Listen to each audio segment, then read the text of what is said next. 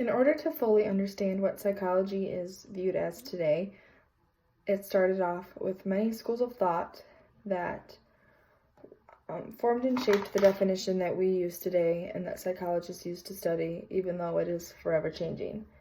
Starting in approximately 1879 at the University of Leipzig in Germany, the first laboratory was founded by William Hunt, and he then went along to create the school of thought of structuralism with Teschner, and using the idea of introspection, so looking inward to yourself to reveal the structure of the human mind and how people reported on their own experiences.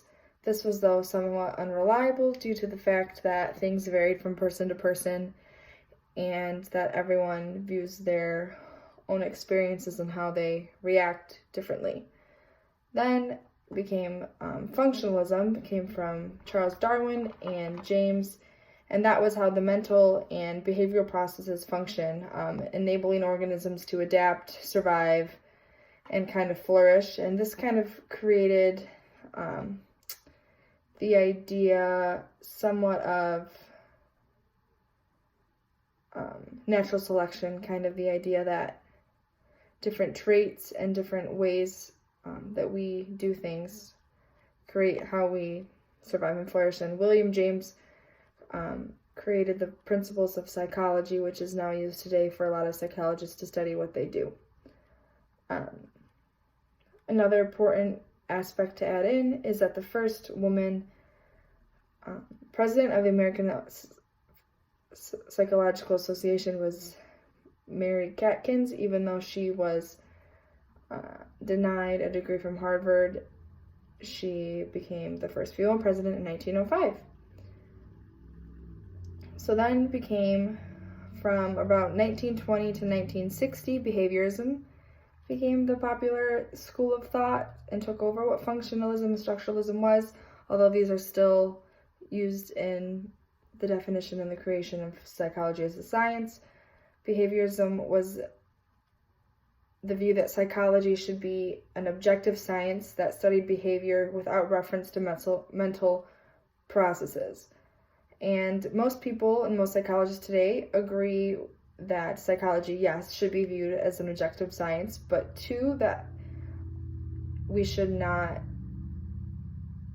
reference mental processes, that the idea of psychology as a science should include mental processes as well.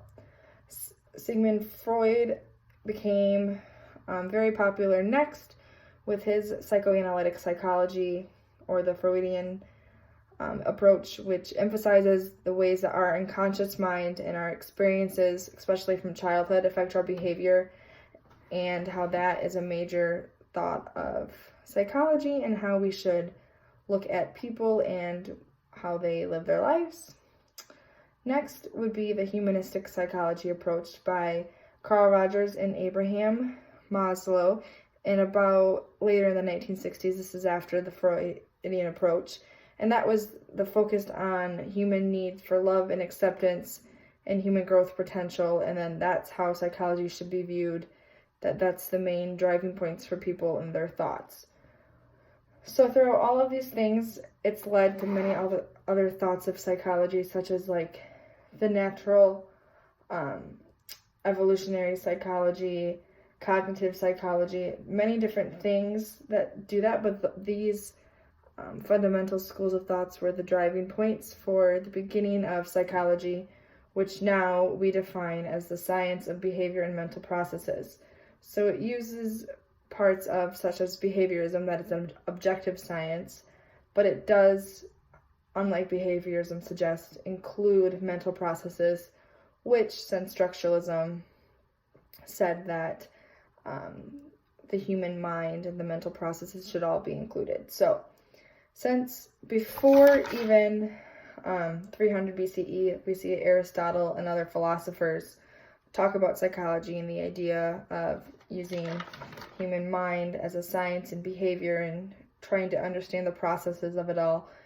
And you see that Plato says that in like character and ideas are inborn from yourself, where Aristotle said nothing in the world doesn't come from, nothing like in your mind comes from the external world. So we kind of learned there the nature nurture issue, which is the idea whether science comes from the world or where it comes from your mind itself. And that's kind of the basis for a lot of the schools of thought of psychology.